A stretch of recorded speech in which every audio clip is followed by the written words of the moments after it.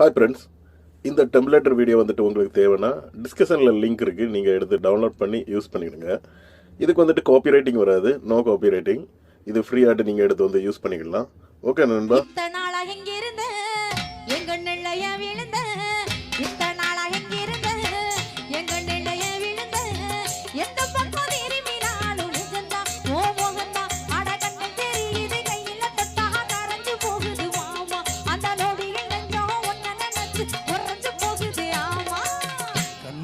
காதலியே பொன்மணிய பூங்குயிலே, கண்மணிய காதலியே பொன்மணிய பூங்குயிலே, கட்டி ஒன்னால